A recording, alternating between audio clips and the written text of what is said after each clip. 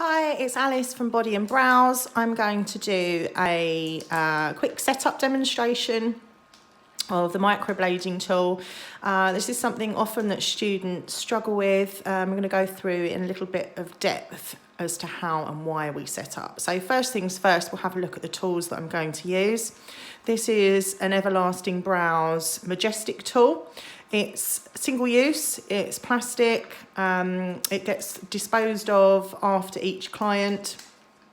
I do have an autoclave, but the safest way to treat your clients is making sure that everything that you use is disposable. You know then that you haven't got any cross-contamination. We have a sterility indicator. You should be looking for this on all of your equipment, and this also has a batch number and an expiry date. To be extra safe, and for some local authorities, they will require for you to make a note of these details on your client's files, so that we know that we have that here. I'm also going to use the Everlasting Brows blades. These are one of my favourite blades to use.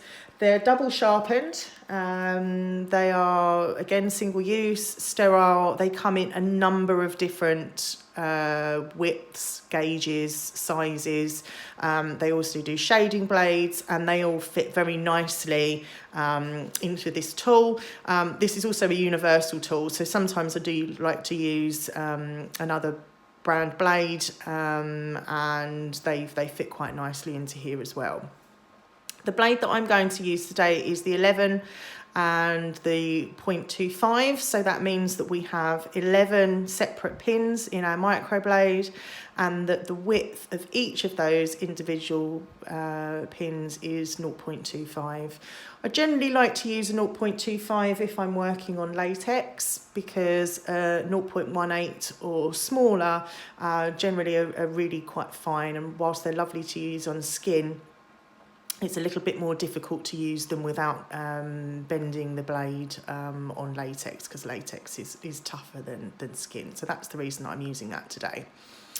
Okay, so we're going to open our tool.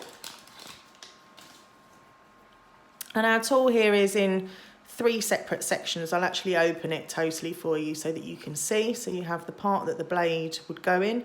There's a little round nodule in there, so if you're using a round shading blade or a wider set blade, then you have that there.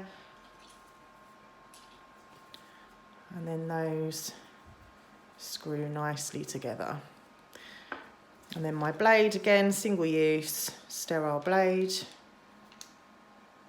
I'm just going to push that out of the back of the paper.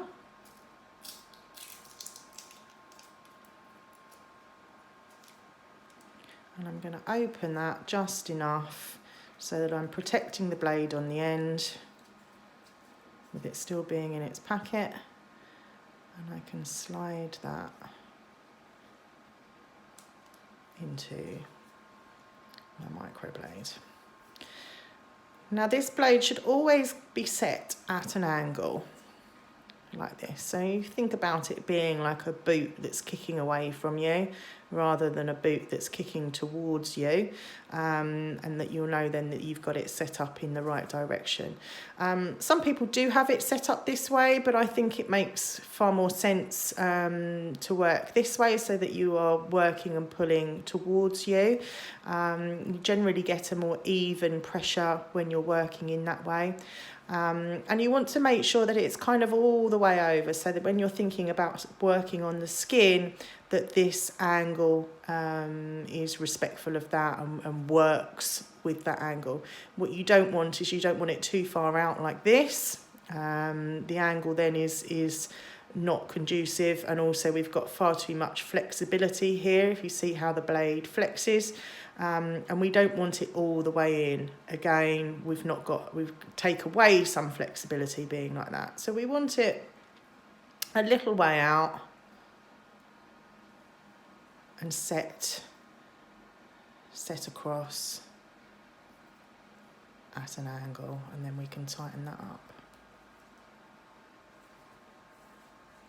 So that's your blade set up and ready to go.